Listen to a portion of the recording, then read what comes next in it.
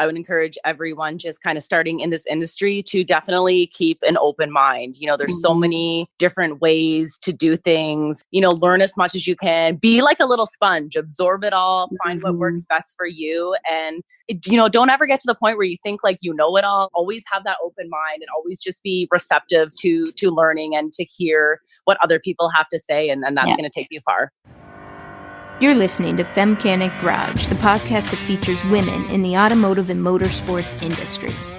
A community that elevates, empowers, and evolves by smashing stereotypes and breaking down barriers for women.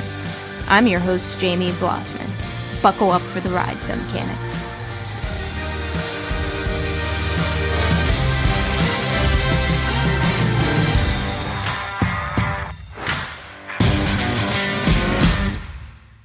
Femcanics, I want to hear from you and get your feedback.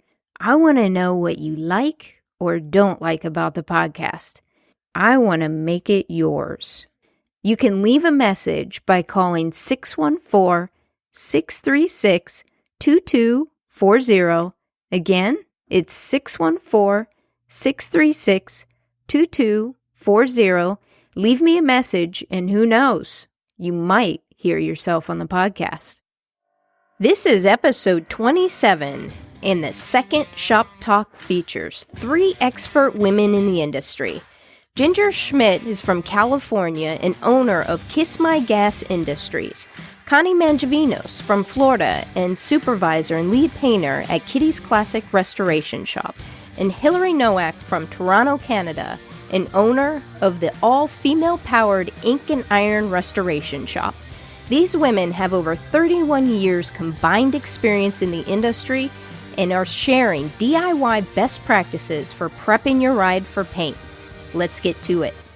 Hello, Femcanics. This is Jamie B coming to you, and I had an epiphany after a meditation session and thought to myself, let's have shop talk around paint prep. And I have 3 women with me today. I have Connie from Girls Behind the Gun. I have Ginger from Kiss My Gas. I still love that name, Ginger. And I have Hilary from Ink and Iron. So welcome to the show, ladies. Woo. Yay! Thank you for having us.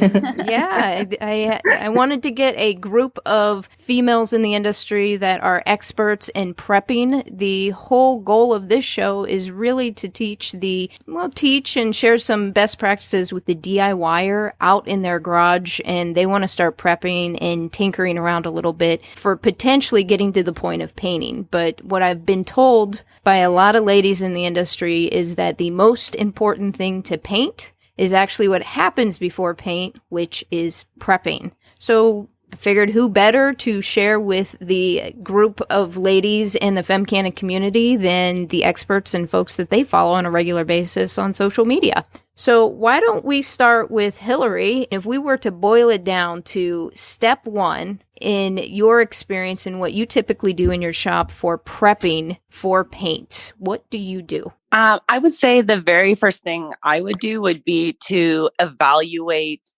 your current condition of the surface you're working with. So, for example, like my shop, we do a lot of restoration work. So, a lot of times it's been cars that have been repainted several times. So we kind of look at the surface and we say, is this something that we can just quickly sand and paint over? Or is this something that needs to be, completely stripped down into bare metal? And like often, what I do is I don't warranty anything that doesn't start from that. So I always try to encourage people, you're spending, whether you're paying someone to do it or you're doing it yourself, you're about to spend a lot of money and a lot of labor to prep and repaint your car. So I always kind of advise them if there's any questions about, what's underneath it, it's always best to kind of strip it down, whether you're doing that with a sander, whether you can send it out to be media blasted. And, you kind of get that clean slate, you're confident that what's under it and you have like a good surface to build upon. So I'd say that's definitely would be my first recommendation is just evaluate, see what you're working with. Excellent. And Connie or Ginger, do you guys want to add anything based on what you guys do? I completely agree with Hilary because I also am also in restoration. So, and even then you're risking it because, there's a reason why we strip everything down is because it's been painted so many times and they're older cars and you don't know what's underneath there. So you're even risking it by just sanding what's already there and building on top of that. So it's always safe to take off what's there. But then again, it depends on what the customer, what level they're trying to bring it to, because not every car is going to be, a Riddler car. Yeah, definitely. And unless you strip it, you never know like what the prep work was like before that was painted. Like Bondo could be ready to crack or whatever. So I also don't warranty anything unless it's stripped to bare metal. And Ginger, I know that your primary focus is motorcycles, whereas with Hilary and Connie, you guys typically work on cars, right? Correct. Yeah. We've been having some boat parts trickle in every now and then. Interesting. That's just the Florida living. Right on. Now, Ginger, do you do anything differently as it relates to motorcycles, or is it metal is metal, regardless whether it's motorcycle, boat, or car? No, I actually, when I decided I wanted to paint motorcycles, I worked in an auto body shop for a few years just to learn how to do all the prep work and body work and everything correctly. So it's the same. So if I'm hearing you ladies right, step one is stripping it down. And the ideal scenario is strip it down to metal. Okay, yeah. As long as you say ideal scenario. Yeah. We don't want to give the impression off to like, yep, no, strip every car. Right. No, yeah. Know your situation first. Can you give an example of that, Connie? Like when you say know your situation, and when I think of the DIYer in the garage, I'm thinking they probably don't. I'm thinking of myself. And there's probably a lot of other folks that are in the same boat where I don't have a sandblaster readily available to me, or the, what's the real popular one now, baking soda blaster, any of those things. I maybe have a power drill or maybe a cutoff tool or something. What would you guys recommend to the DIYer as it relates to this particular phase in the process? Well, if you're referring to stripping it, because if you want to assess what you're doing, if you see stuff that's just like flaking off, or you can clearly see rust or rust holes or something that that you might know that it needs metal work, but not everybody, knows what metal work is. But if you're just trying to strip it and you're not access to anything, just get your paint strippers. But Hilary, you can go to like pretty much any store, any auto parts store, and they sell paint stripper. Hardware stores sell paint. Is that a chemical or is it like a tool? It's a chemical. Yeah, sorry. Oh, really? Do you guys have a recommended product? Well, they got aircraft stripper, which you gotta make sure your safety. Yeah, I like the Rust-Oleum brand. I don't even know which one it is. It's a white can, but that stuff works pretty awesome. But yeah, if it touches your skin, it burns the hell out of you. Yeah. Sounds pleasant. That's why actually we should rewind. So after you assess everything, before you get hands-on, make sure that you have some type of safety. So you just got to take care of yourself, even if it's in your garage. Talk about safety a little bit, because I don't want to assume people know what that means exactly. It's really, just making sure you have gloves and a mask and safety glasses. Those are your basic things, like your hands, because you're touching everything, your eyeballs, because that's what you see, and then what you're inhaling.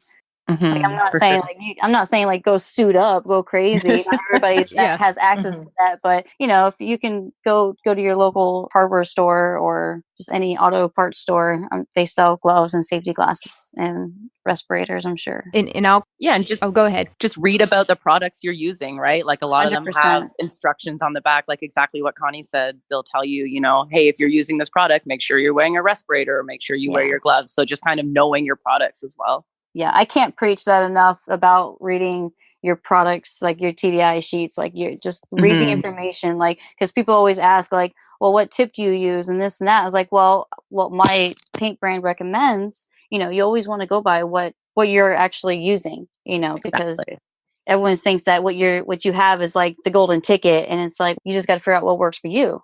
And by all means, we can go back and forth and try to figure it out and throw suggestions out there, because a lot of people just simply don't know. Because when I first started out, I was like, what tip you use? Like I really didn't know anything, but I was asking questions, and that's where it all starts. So I'll add this just from personal experience. When you go buy the gloves, check with wherever you go, check and make sure that they're gloves that can be used with chemicals.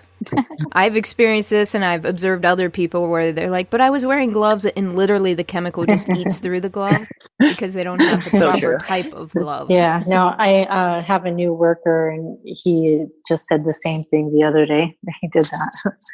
Wearing basic latex gloves and Chemical burn. just ate right through them. Oh man. Yeah, we're not painting walls here. However, I still try to power through it though, like try to finish cleaning my gun, even though my hand's like on fire. You can do it. I know. The gloves like When melting I off. was referring to tip, just for the people that don't know, we're talking about the spray gun tip. I totally forgot that there's people that might not know what we're talking about. How is it, and maybe my mind's just always in the gutter, but something with automotive always ends up in You just all made the it go in time. the gutter. somewhere.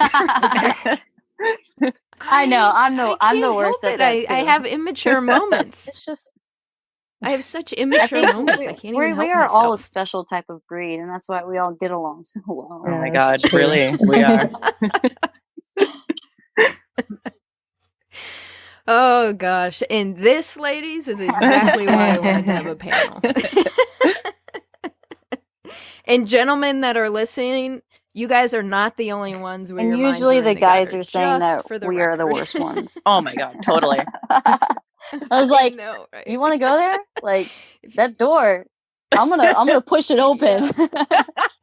Yeah. And trust me, you're gonna be the one blushing. But I still know where the line's at. You still got to know where the line's at.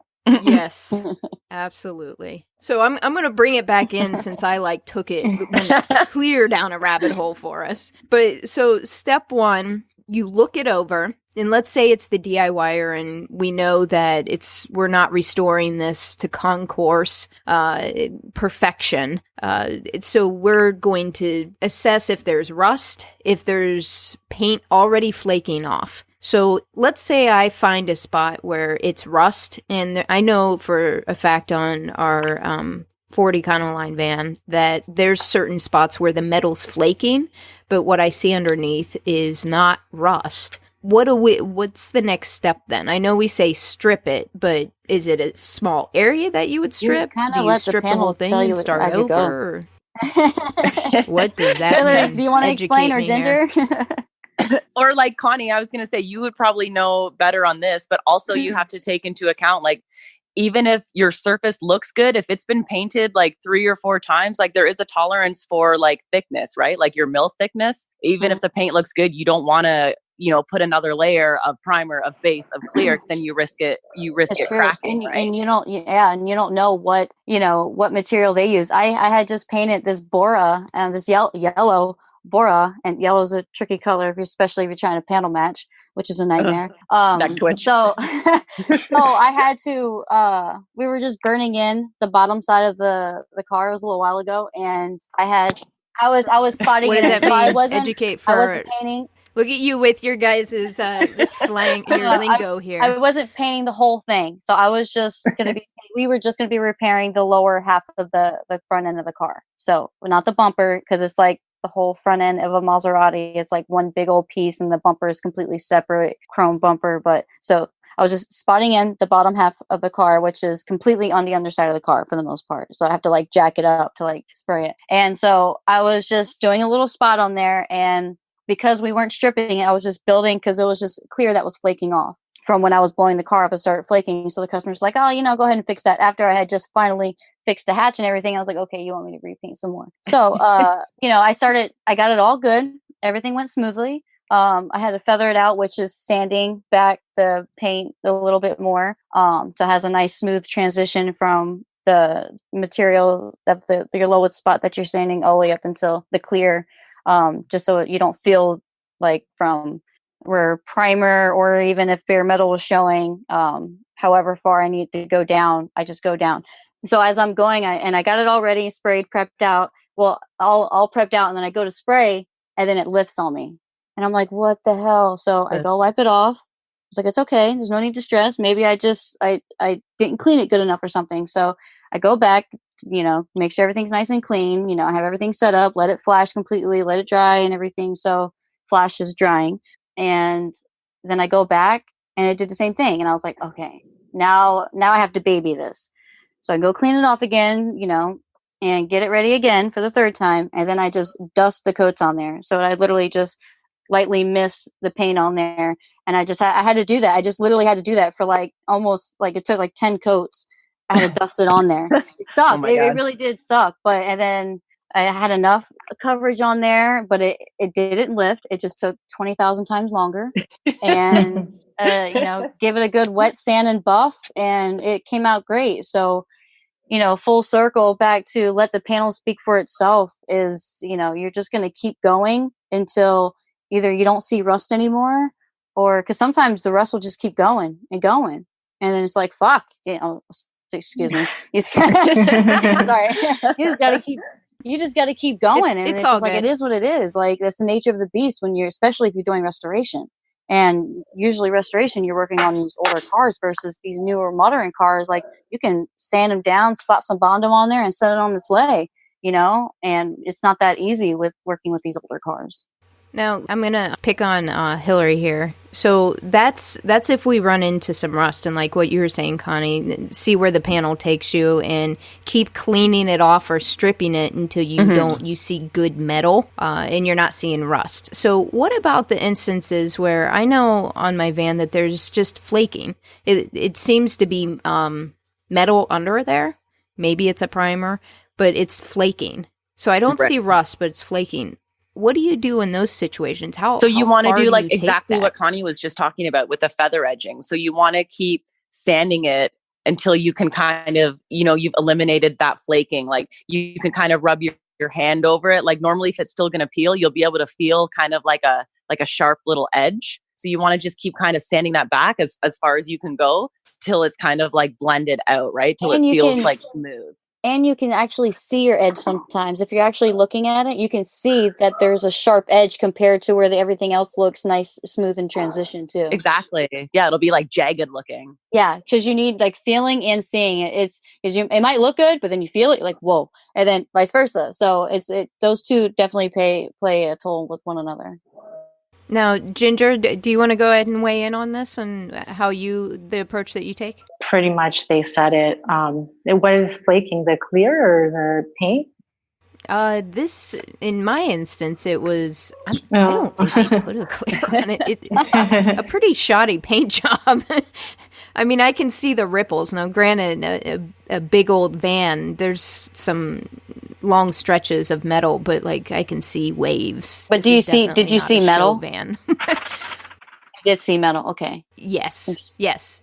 And is it just on that one area of the car, or? There's different spots on in that on the van. case, I would strip the whole thing. Yeah.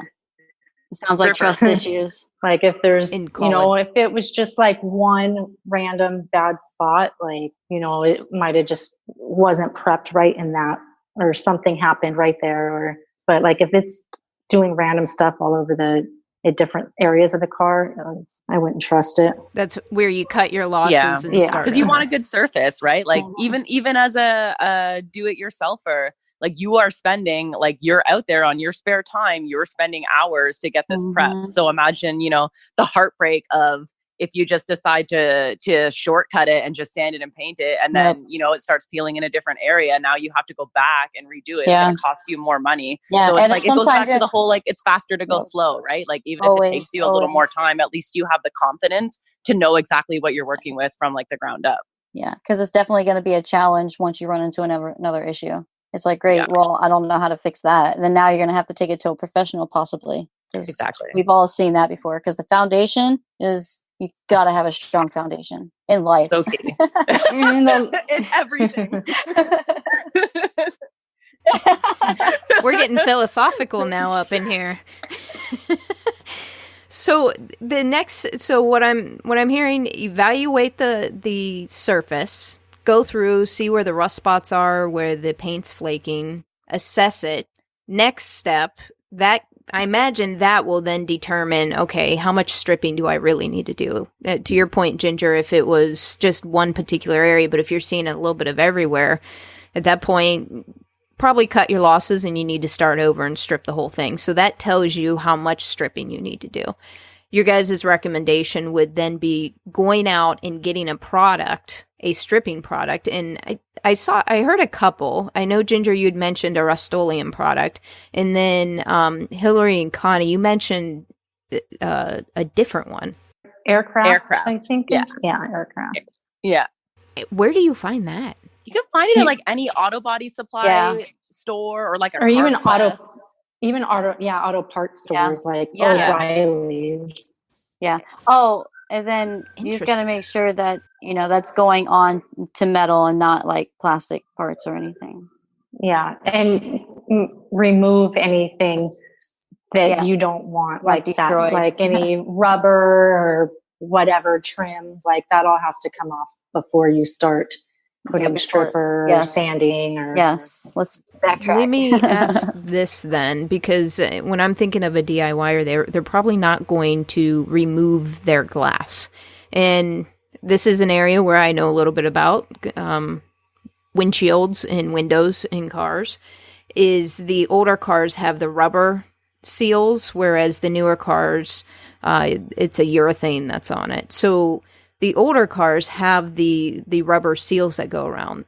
If the window, can you still use a stripper if the windows stay installed and you have that rubber around them? Well, see, that's just where you go. It falls back into what level are you trying to take the car. So now if you're just, you're doing it in your garage, you're not really trying to take it to any type of level, then you don't really need to strip it that far. If the rust is still going behind there, then realistically, you're going to have to take it out if you want it done right. If not, then if you're okay with, just leaving that edge right there, you might just have to build back up because you can't get that close, to stripping it. It's just when push comes to shove, it's just like, what route are you willing to go? It's not the wrong way. It just depends on the life expectancy on it. Because in order to properly treat it would be media blasting it, because that's really getting down to the metal, because even if you strip it, the rust still might be inside the metal. But if you're not trying to take it to any type of level, then, I would just say, get the material off, and then it might be still in the metal, but as long as you can clean that metal, as good as you can. And, it's a stronger foundation versus building on top of what you didn't strip from before. You know what I mean? No, that makes sense. And you can always like strip it back, like from your glass. Like you can use a sander. Like even if you're a hobbyist, you can get like an electric sander with like some 80 or 120, and you can strip it, a few inches back from your glass from that molding. And then like for me, when I use the aircraft stripper, I tend to only use it on flat panels, right? Or if it's a door, I'll remove the door and put it on a stand so it's flat, so you're not risking it like running and dripping. So I mean, you can like sand it back and then use the stripper, so you're not worried about it eating through like moldings and stuff like that. And if you leave those on, you can mask them off. Like, whatever you're going to leave on there. Whatever you leave on, mask off. Definitely. Including yourself. Yes. Now, let me ask about the masking tape. Is there, again, it's not just any old masking tape, I'm assuming. Is that correct? You don't want to use like carpentry masking tape or paint. It won't stick. Yeah. However, what we like to do at our shop, we do like to use the blue painter's tape. And so after we like paint the inside of the car, and it's all dry, we'll go ahead and tape that off, and then we'll work on the outside of the car, continue working on the outside of the car and everything. And then so when we go back, that blue tape, it's not as tacky, but it still did its justice, and it covered and protected the paint to where we're just peeling that off, and it's just like it's flawless underneath it. So we've been using that for a lot of the cars. There's only one issue we ran into with it, but that was because this car had sat for a very long time, and we have just putting attention back into it. We're like, okay, we actually got to restrip this whole car. So yeah, it was a bad situation. Stuff happens, but I like that though. That's smart. I often do the like when you get masking tape, you stick it on your leg first to make it less sticky, and then like put it on the car. Well, there you go. Go get that painter's tape. I'm going to. Thank you. I learned something. This is great. I love it. Awesome. So that's what you guys use for the inside, Connie. Hilary, what do you use for like the outside? Like if I'm masking off my windows, like what you and Ginger were mentioning, what kind of tape and where would I find that? I'll use like automotive masking tape, like a 3M brand or something you could get from an auto body shop supplier. And I also use duct tape a lot. for Duct masking tape glass. is good. Also Yeah, for yeah. blasting too. Yes, exactly. 'Cause Or it's for masking thicker. like tricky areas that may be a little sticky, like wheel wells or like rocker panel flanges. It's great to have on hand for sure. That's interesting. Are you kidding me? Duct tape. Yeah. Yeah. Wow. It's fantastic. Because I've put duct tape on things and it leaves that freaking film on it that's like a bitch to get off. Adhesion remover. Adhesion remover. Not like necessarily on like painted parts, but for like windshields and stuff like that, or like if you're back masking like a wheel well, like it works great for that. I'm trying to Google right now for the collision people because I forgot what that tape is, where it has a hard edge on one side and you can slide it inside your windshield if you're leaving something like your windshield's in.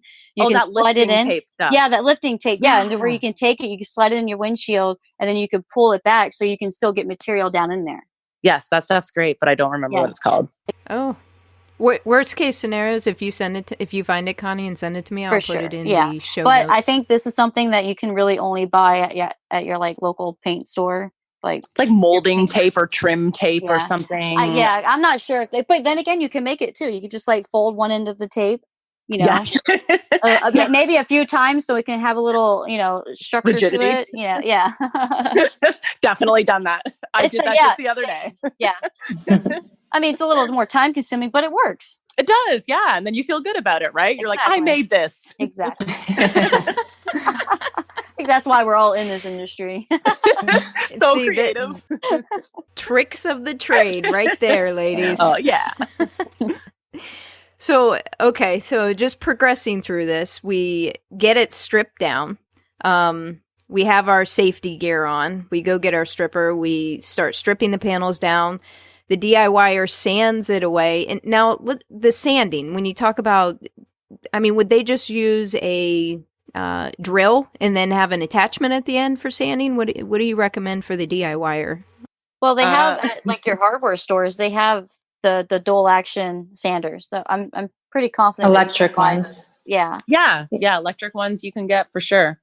And what grit would you recommend for doing something like that? Well, if you're trying to strip it, then, you got your 80, and then you can always go lower to like the 40 grit too to get it off really faster. Got it. Do they sell the 6-inch ones, like the bigger, the sanding? So like you can maybe use a DA if you want to go faster to strip everything off? The electric? Yeah. I've only seen the 5-inch ones, I think. Yeah. Or something like that. Because I know, because we would sometimes, if we were stripping a car, we would just go in and take our DA, or not our DA, our buffer. I would take my old DWAT buffer, and I would just fucking slap the big sheet, this 6-inch. I think that's what it was. I have an 6-inch, 8-inch. I'm sorry. I have an 8-inch pad. Sorry. My buffer. Right, correct me, guys. Correct me. No, if you're stripping a whole car, you want to get a buffer. It'll be because those things. You're using you have a wider surface, so you can take more off instead of using the little 6-inch DA. Mm-hmm. Now, do you still use the chemical stripper, or are you saying this instead of the chemical, or on what you in want. Conjunction? You could do it either way, is what you're saying. Yeah. Or you can use a little bit of both. Exactly. It seems like the stripper would be faster. It depends. I had a Porsche, and the paint was so old on it, and the layers of Bondo, that stripper did nothing. I had to manually take it off. Oh wow, that's fun. But see, it is when you go and manually take it off. There is more labor, and it's a little bit more messier, opposed to using the chemical to take it off. For sure. Got it. Okay. Or you could combine it, right? Like you could do chemical for your flat panels. Yeah, I would definitely do both. Yeah, do manual for your side panels if you're worried about the chemicals, getting into jams and all that stuff. Got it. Yeah. So just go around the car treating it appropriately for each section. Yeah. Take this feedback into consideration. So we're to the point where we've stripped down from the windows. We know how to handle the windows. We've masked off certain areas. It's stripped. What next? What do we do next then? Epoxy. Yes. There's all different types of brands. I would just honestly talk to a professional that's in your local area to see what you can get your hands on. for epoxies to protect that metal. Yes. All right. Yes. Hilary, explain to us why epoxy. Because you need to put, you have bare metal, and I think you guys can correct me if I'm wrong, but after bare metal sits, it starts to oxidize or rust again within like 8 hours, I believe. So you need to put something on that bare metal that's going to stop it from rusting. So epoxy it's kind of like the closest thing that replicates the factory like E-coat, that corrosion protection. And that's going to be, your foundation for your amazing paint job you're about to put down. Amen. And so here's a little trick that I wouldn't say trick, this is something that we do when like if there's a lot to media blast and we can't get it all done in one day, and then but we even if we put it inside, it's still risking it flash rusting. So what we end up doing is we take Gibbs oil and we coat the car in Gibbs oil. Oh, that's cool. Yeah, and so that really gives it a nice shine and protects it. So then you just got to make sure that you go back and you get all that crap off. So if you're in a budge and you still want to protect the metal, but you're not done yet, then that's a good little area that can hold you over. Oh, I like that. That's cool. Yeah. That's a neat little trick. Where do you find Gibbs oil? I'm sure any auto store. Got it. And then you say make sure you get it off. How do you get it off? Either if you're going to still media blast, you can go back over that. Just wax and grease, really. You just really want to wax and grease it. Wax and grease remover. Just so, because people who don't know what that is. Sorry. Yeah, actually wax and grease it. Sorry. But even if you're using stripper, like, especially if you're using stripper or if you put oil, like you need to clean it really good. Yes. Like the stripper, you can clean it with soap and water really good. And then wax and grease after it again. And that's a brand name of something? It's a generic name. Cleaner. It's a cleaner. Got it. Okay. Yeah. Thanks for clarifying that, Ginger. Yeah. I'll get feedback like I waxed and greased it. Nothing sticks. Connie. Was it the grease you cook with or the grease for your hairs? Because I don't know which one I used. That's awesome. Outstanding. So epoxy. If I'm a DIYer, and again, I've never gone out and bought epoxy for a car. I've done it for like household type projects, but how do you apply it? How do you recommend a DIYer at home tackle that? You can spray it, you can roll it, you can brush it. This is true. This is true. They have products where you can do literally all of those things. Yeah. Exactly. I would check to make sure your residential area, if you're allowed to spray a whole car. I don't think that's legal, but I'm not here to snitch on anybody or to say, you can't reuse that cup. Like you can only spray that and that only. So you can't try to trick the system and like refill that cup. So I would just say check with your area unless you're able to take the car somewhere and like borrow somebody's booth or rent a booth out or something. Yeah, I would just check with the product to see how you want to apply it. But for sure, like at least do 2 coats. I mean, I don't know about you, Hilary. Some things I do 3 coats depending on what it is. Yeah. And like I guess too as well, it depends on what epoxy you're using. Like with PPG, I use their CRE and it's like a super high build, right? So you can get away with like 1 or 2 coats of that. But I know like some epoxies are so thin, like you're absolutely right. You need to do like 3 coats for decent coverage and for decent corrosion protection. For sure. Now, Connie, you were referring, just so I'm clear, you were referring specifically to spraying, right? But you guys also mentioned that it can actually be applied with a roller? And a paintbrush, on a car. Yeah, for sure. On a car? Are you kidding me? Not as nice as if you spray it, but it's like a lot of epoxies will have, instructions of if you're spraying it, if you're brushing it, if you're rolling it, and, how to apply it. And like what we said, like going back to just reading like the product sheets, right? Like they'll give you all those specific instructions. Yeah, because they make products, so you can use it on multiple things and not just vehicles. Mm-hmm. So, I mean, I've brushed epoxy on in like hard to reach areas. Me too. Many times. Like we've all done it. Yeah.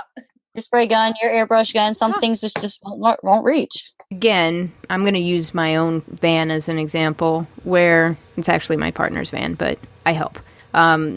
Where we could technically paint that on with like a sponge brush. The only thing that you're probably going to run into if you don't spray it on is that the textures is going to be probably a little bit thicker and it's not going to be as smooth.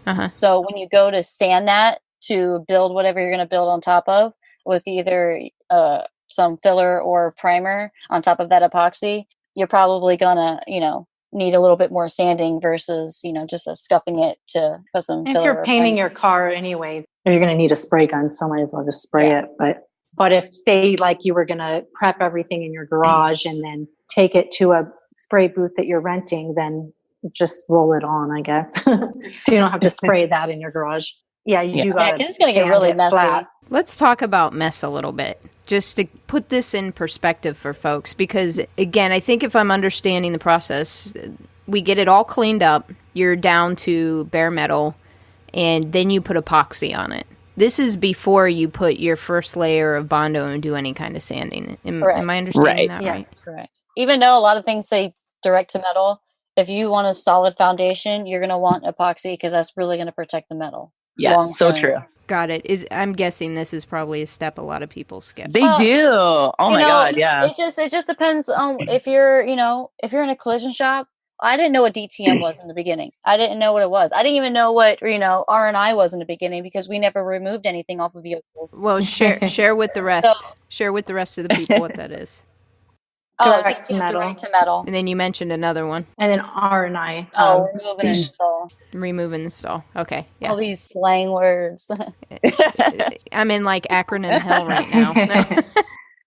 And yeah, like you don't see that in the collision world, right? Like not at all. It's so I didn't even know what epoxy was either until I got into restoration. Oh yeah, and like along those lines, like last year I did a 72 Celica, and the guy had just paid to get the entire thing restored, and they had completely sent it out for media blasting, bare metal.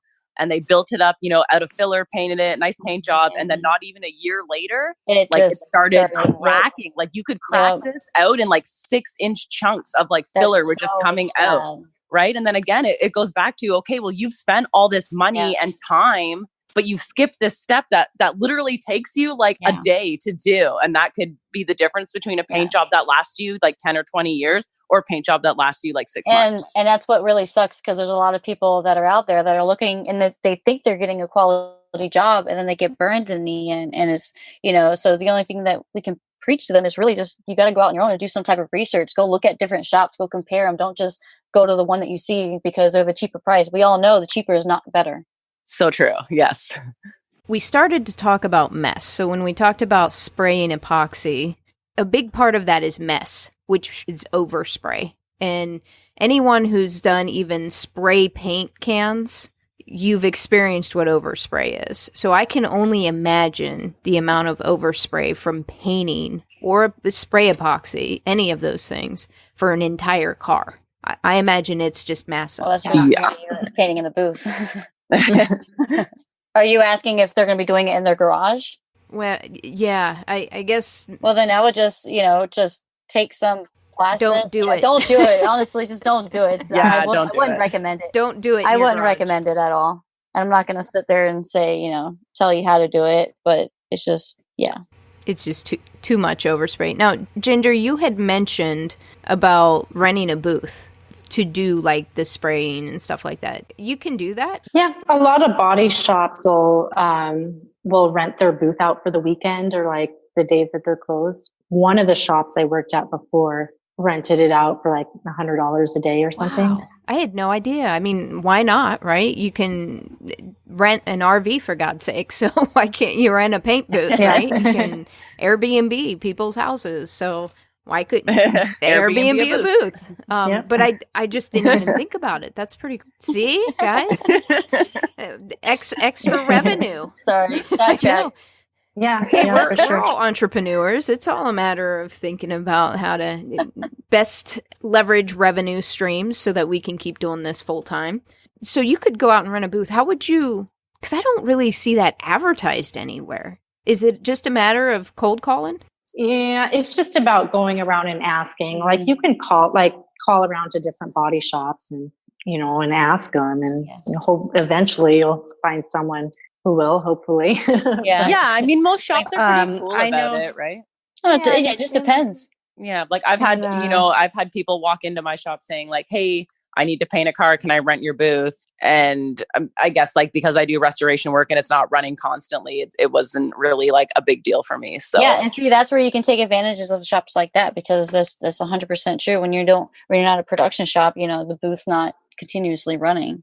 Exactly. So you would recommend, probably your best shot then would be starting with restoration shops opposed to a production type shop. And well, or like a small independent collision shop type of thing, not like a big banner shop. Mom and pop. Yeah, exactly. Shopper. Got it. That's hugely helpful. So let's say we rent a booth, we go and shoot epoxy, then what's next? Well, it just depends on what level you want to take it to. I mean, some people do rough-ins, where you just do your heavy body work. So you do your heavy body filler on your areas that need it.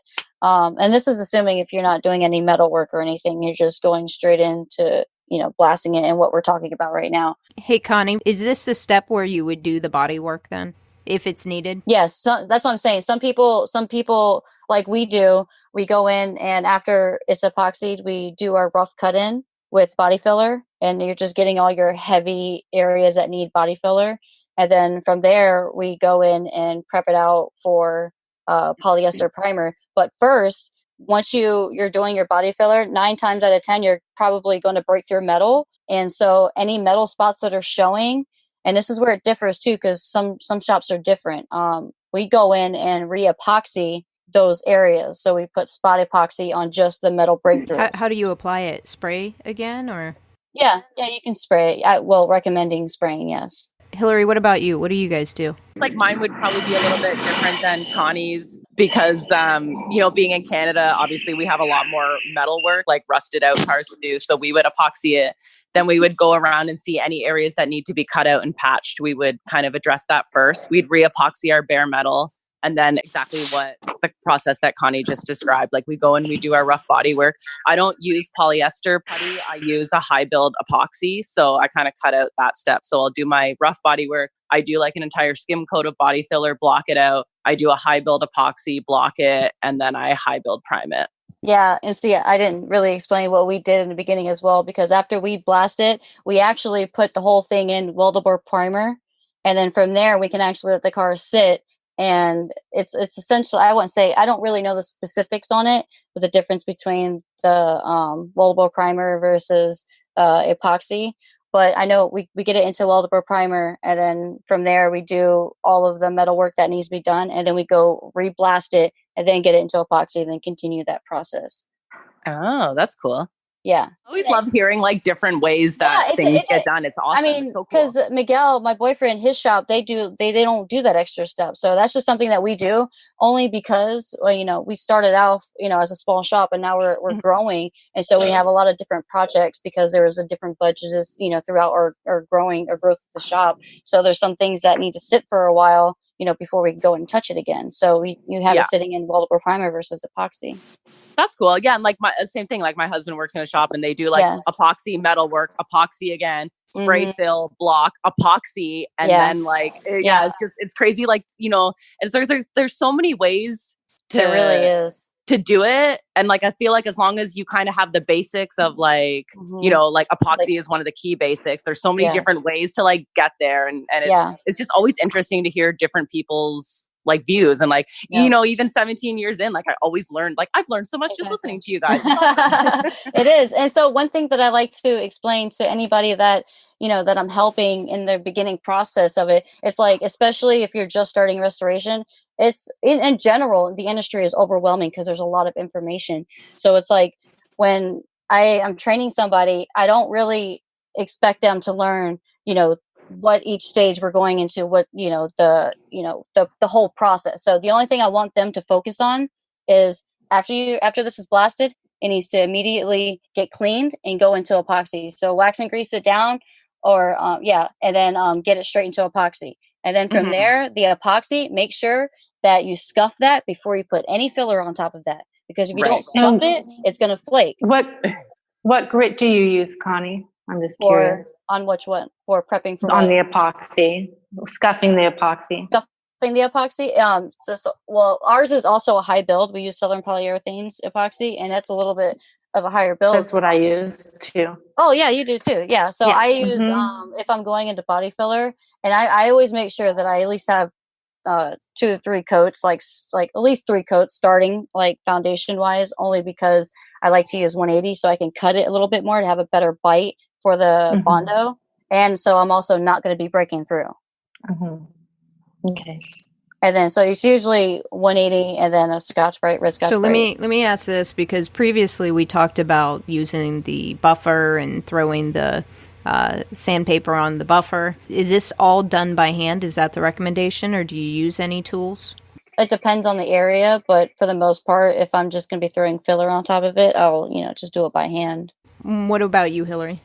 Yeah, if you use like a tool for that, it might take off too much. Exactly. No, you're good, Ginger. And what about you, Hilary? Yeah, no, I completely agree with Ginger. Like, if you just grab a sander, you might just buzz it back down to bare metal, then you're kind of back to square one. So just kind of by hand, like a 220, a 180, and a red kind of scratch pad, and you'll be good. Yeah, because you don't want to make sure you don't use a fine grit, because there's not going to be any bite for anything to adhere to. Awesome. So let's say the Bondo's on there. What grit do you use? What do you recommend that the DIYer, if you were to boil it down to the most critical things, where let's say you have to go out and buy a block or something, or 2 blocks? Now, can you buy blocks? And I don't think I've ever really looked for blocks in like a hardware store or auto parts store. Amazon. So what should they look for? Amazon's everything. Amazon is. Yep. Amazon is life. I have bought some blocks at auto parts stores, like when I'm in a pinch, but they're super limited choices. Connie, you use the AFS blocks, right? Yes, and I love them, and I told Bogey she needs to get them. But you know what? The guy that made them died. I've heard. I know. So we need to find a way to reproduce We do. They are without being sued. Yeah, right. How do we get that patent? Like, come on, guys! Just you got a whole fan club out here rooting for it. Yes, we love your blocks. Because those blocks, they have rods in them, and so they're nice and flat, and they have like these rods in them, so keep it nice and stiff. But then you can take the rods out and flex it, and really get the curvature, like the curvature. I can't even say it of the round fender. And you can really shape it and cut it at the same time, and get it to where you need it. But the do-it-yourselfers, I guarantee are not going to understand it. They're gonna need a professional to visually see how to properly block. So you can't really just say something and try to teach it over the phone. So I mean, I would. If you are just doing it yourself, I mean, girls, I don't know, help me out. Like, just Durablock 3M. try to keep it straight. Yeah. And then, when you get to your grooves, you're rounded out, areas like around your wheel wells, and, sometimes your fenders have a little concave area. So when you get to those areas, you don't want to use like a hard block because it's a round area. I mean, you do want to use a hard block, and it's hard to explain. Say that again. Guide coat? A flexible block. Always. Yes, guide coat, definitely. Oh my God, yes. Guide coat will be your best friend. It is your best friend. And somebody told me recently, not too long ago, that they use chalk inside of a sock. Chalk. Yeah, I've heard that. I've heard that too. Like, no way. I've never tried it before. Yeah. I was interested. Oh, fascinating. Yes. Like powdered guide coat. Yeah. So what guide coat is? Guide coat. So you put the guide coat, the powder, or you can spray it in an aerosol can. But you put that and you put that on your panel of where you're going to be sanding down, whether you're blocking or using the DA. You put that down, and then it's a visual tool. So you go in, and as you're standing, the black guide coat starts to go away, so you can see, because it gets inside the sand scratches. So it shows you how far you need to go until you need to go up to your next grit. Shows you your highs and your low spots, right? Lows. Like, so if you need more attention, it just has to be a different color. It's a different color than the surface that you're sanding. So it allows you to see the scratches and stuff. So if your epoxy is white, you use black guide coat, and black, you use white guide coat. But also there is a white guide coat for wet sanding as well. So it's the same concept. Have you ever used that, guys? I have not, but I really want to try it.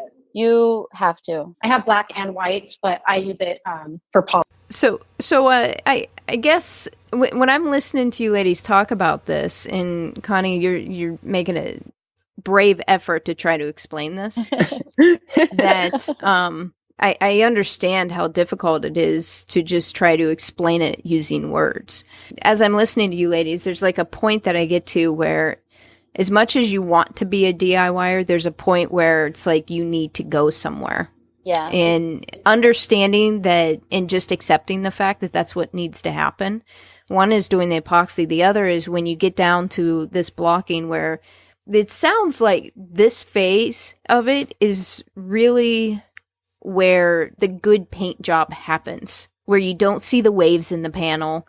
It's tedious. It's worth it in the long run because you'll end up with a better paint job. But almost if you could do like an apprenticeship with someone, where you could go to their shop and they could show you stuff or something like that, where I don't know if someone, because to your point, Connie, it's hard to explain. It is hard to explain, but the beauty about social media these days is that there's so many different avenues and YouTube channels and things that if you really want to learn how to do something, even if it's on your own time, the best vehicle to do it on is your own. So you have all the time in the world. So you don't, unless you're trying to like go to a deadline, then obviously you're going to need help so you can have professional guidance on how to get it to that level quickly. But if you're just doing it yourself and you really want to learn it, you're gonna find a way to learn it, and you're gonna search your different avenues so you can achieve what you want to achieve. So I'm sure that there's plenty of things that you can research or reach out to. Like you can reach, if anybody's listening and they need help, definitely you can reach out to any of us on here. And I'm sure that we can make time to try to video chat so we can actually try to show you or something like that, For sure. And on that same note, Connie, is check in your local area, because I know like where I am, and I used to teach it like a hobbyist class at your local community college. They might have something like, we had a very basic auto body repair class for exactly like the do-it-yourself people who have their own projects. They want to learn basic welding, basic prep work, basic paint work. So you might even find something in your area that you can enroll in that will teach you those basic skills.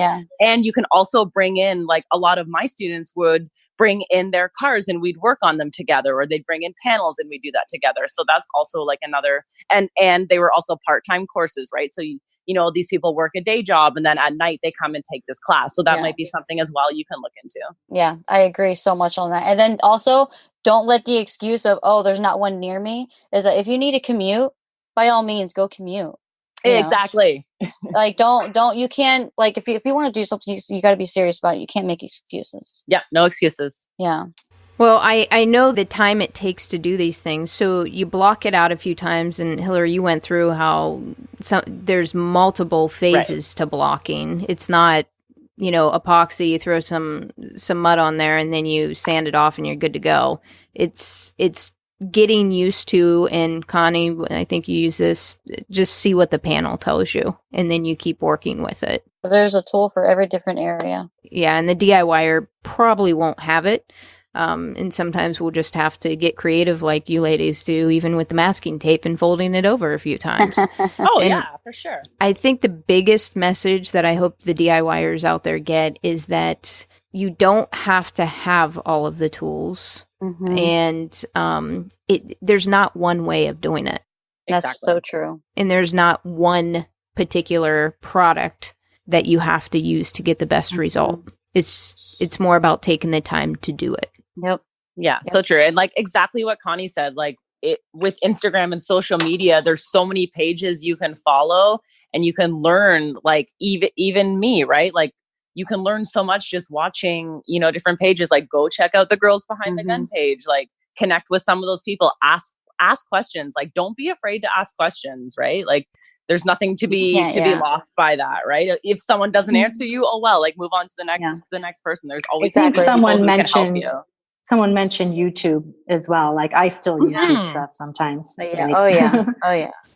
Is there a particular resource that you guys would recommend to anyone, or is it literally just Google?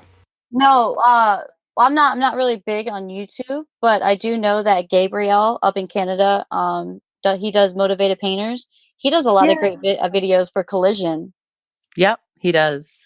Any other resources that you guys use that you'd recommend? I would say another resource, it's if you want to like connect with other females, Hilary has a page on Facebook, Auto Body Gals. You know, it's all pretty much what you just reached 1,000 members. Congratulations. We did, Yes. Thanks. So now there's 1,000 women out there that you can connect with. So if you don't want to, you know, some people just feel more comfortable connecting with another woman. So if these are women listeners, that you can jump on Facebook and go ask, and nobody's there to bash you or shame you or anything. Only if you're looking for a female to reach out to you. And it's a closed page too, so you have to ask permission to get in. And Hilary, yeah, if my memory serves me right, you ask. That's like one of the requirements is that you're a female.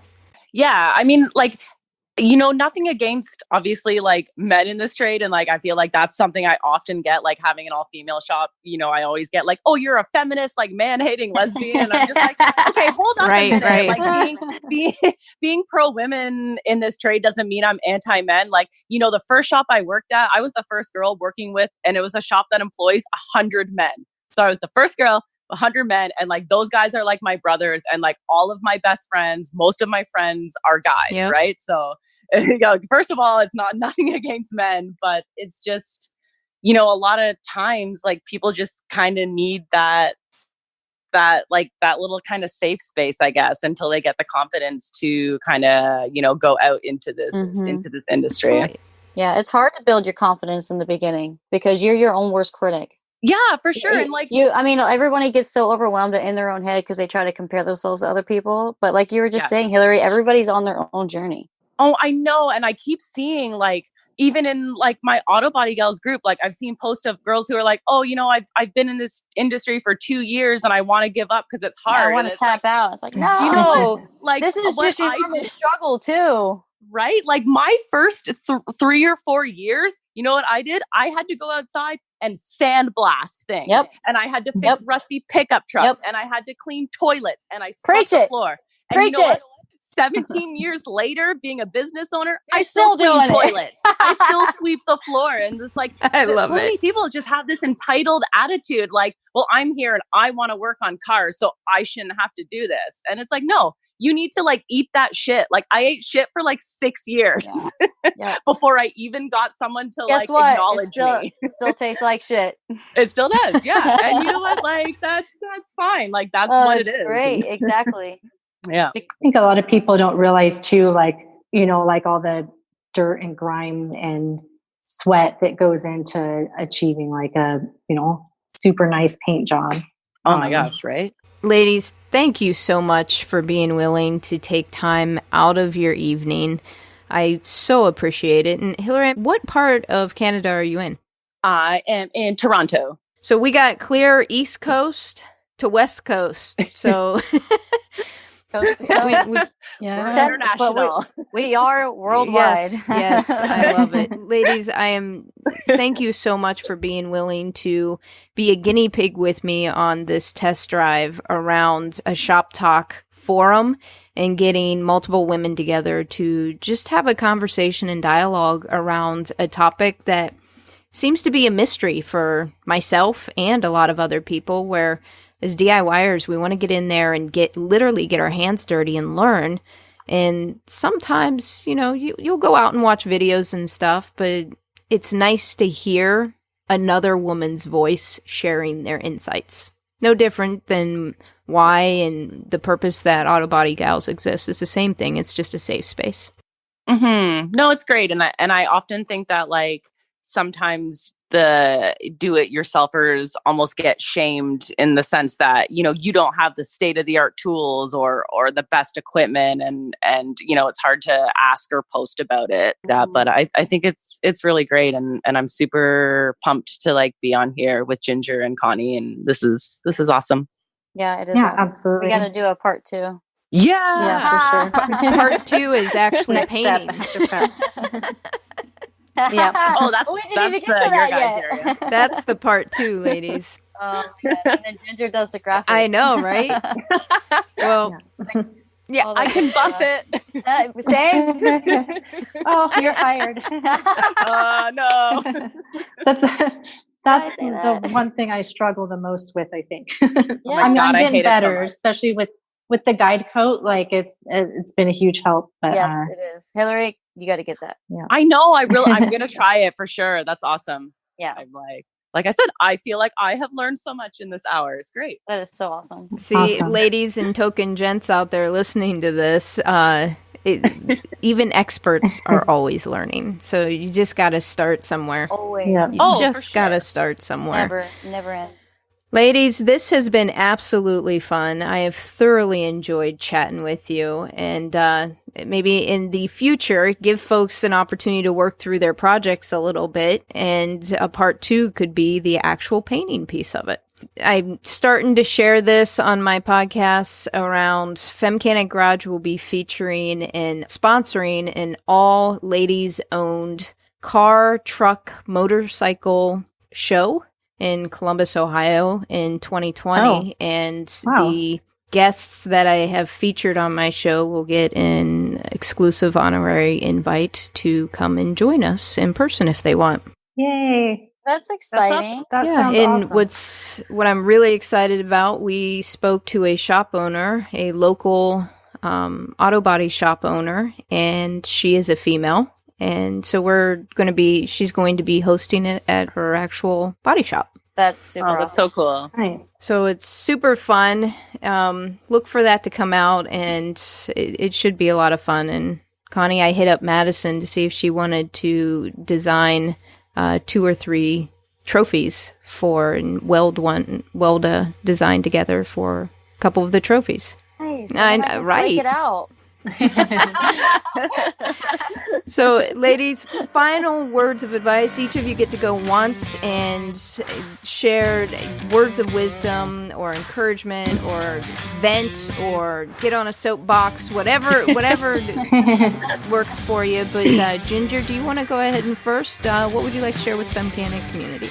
Yeah, just don't cut corners and don't give up. Like, if you have a vision, just keep working for it. And there's always people that help. Like, I can always be contacted through Instagram, and I'm always willing to answer questions or help where I can. Yeah. Connie? Like Ginger said, just don't give up. I mean, this industry, anything that you want, it never comes easy. So just know that, you got to put your time and your hustle in, and each challenge is a learning experience. And, if you want it, you're going to go for it, and nothing's going to stop you. And you shouldn't let anything stop you, and take advantage of your resources. And Hilary? Yeah, I mean, I would definitely second what Ginger and Connie just said. And then as well, I would encourage everyone just kind of starting in this industry to definitely keep an open mind. There's so many different ways to do things. Learn as much as you can. Be like a little sponge. Absorb it all. Find what works best for you. And, don't ever get to the point where you think like you know it all. Like, I'm 17 years in, and today I have learned so much. Like, always have that open mind and always just be receptive to learning and to hear what other people have to say. And then that's going to take you far. Yeah. And just know that it's not because you're a girl. Yeah. So that's the main thing that I hear from a lot of the girls entering in. It's like, oh, it's because I'm a girl. And it's like, well, I just want to stop you right there. No playing the victim. You cannot play the victim. Just, It's a tough industry, right? You got to have thick skin, whether you're a girl or a boy, right? It is. But also, don't be walked over either. So, you know that line, make sure nobody crosses it. But then also know that, you got to put your time in and your hustle in too. Mm-hmm. For sure. In the next episode, Valley McCauley is featured. She is an auto damage appraiser with 11 years experience. Valley dives into how she was raised by a single mother and her grandmother that taught her the basic maintenance on cars. This iCar Golden Platinum, Local Skills USA estimating judge, and car show judge shares her industry knowledge with the Femcanic community. Be sure to tune in. Thanks for listening to the Femcanic Garage podcast. You can find us on Instagram, Facebook, and Twitter at Femcanic Garage. Check out our website, femcanicgarage.com, for swag and the transcribes for each episode. If you want to help grow this community, do me a favor and subscribe, rate, review, and most importantly, share this podcast. Spread the word. This is Jamie B. signing off. Are you a Femcanic?